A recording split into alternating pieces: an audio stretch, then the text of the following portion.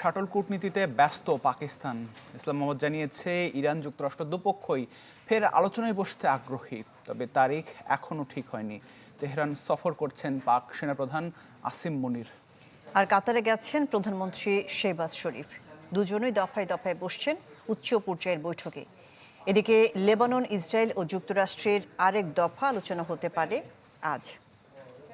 সময়ের সাথে সাথে দেখা দেয় নিত্য নতুন প্রয়োজন। রেডি থাকতে হয় প্রতি মুহূর্ত। তাই এলো ইনোভার, যেন আপনি লাইফে থাকেন রেডি প্রতিদিন।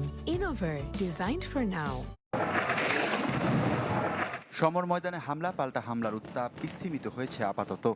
এ অবস্থায় সব পক্ষই চাইছে এই যুদ্ধের সম্মানজনক সমাপ্তি। তাই পাকিস্তানকে মাঝে রেখে ইরান যুক্তরাষ্ট্র করছে তুমুল দর কষাকষি। পাকিস্তানের সেনাপ্রধান ফিল্ড মার্শাল আসিম মুনির ছুটে গেছেন তেহরানে। দেখা করেছেন ইরানের পররাষ্ট্রমন্ত্রী স্পিকারের সাথে। গুঞ্জন আছে মুনির দেখা করতে পারেন নতুন শীর্ষ নেতা মুজতবা খামেনির সাথেও। সমান্তরালে পাক প্রধানমন্ত্রী শেহবাজ শরীফ সৌদি প্রিন্স মোহাম্মদ বিন সালমানের সাথে বৈঠক করে গেছেন কাতারে। এখান থেকে তুরস্কে যাবার কথা আছে শেহবাজের। এই শাটল কূটনীতিতে পাকিস্তানের পররাষ্ট্র মন্ত্রণালয় জানিয়েছে, যুক্তরাষ্ট্র ও ইরান দুপক্ষই ফের আলোচনায় বসতে আগ্রহী, তবে ঠিক হয়নি তারিখ। কূটনৈতিক আলোচনায় গতি এসেছে লেবানন, ইসরায়েল আর যুক্তরাষ্ট্রের মাঝেও।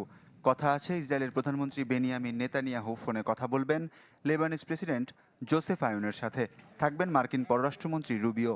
যদিও এই আলোচনা উদ্বেগের মাঝেই অব্যাহত আছে লেবাননে ইসরায়েলি হামলা। দেশটির সরকারি সংবাদ সংস্থা বলছে, দক্ষিণ লেবাননের সাথে দেশের বাকি অঞ্চলকে সংযোগকারী শেষ সেতুটিও বিমান হামলায় ধ্বংস করা হয়েছে। এদিকে হরমুজ প্রণালীতে নৌ চলাচল স্বাভাবিক করার উদ্যোগ নিতে ইরানকে আহ্বান জানিয়েছে চীন। পররাষ্ট্রমন্ত্রী ওয়াং ই ইরানের পররাষ্ট্রমন্ত্রী আব্বাস আরাকচিকে ফোনে বলেছেন, হরমুজে তেহরানের সার্বভৌমত্ব ও নিরাপত্তাকে সম্মান ও সুরক্ষা দেওয়া উচিত। এদিকে অভ্যন্তরীণ চাহিদার কথা মাথায় রেখে পরবর্তী নোটিশ না দেওয়া পর্যন্ত সব রকম পেট্রোকেমিক্যাল রপ্তানি বন্ধ ঘোষণা করা হয়েছে। প্রতি বছর প্রায় $13 বিলিয়ন পেট্রোকেমিক্যাল রপ্তানি করে। ওয়ালিউল্লাহ ফারুক, চ্যানেল 24।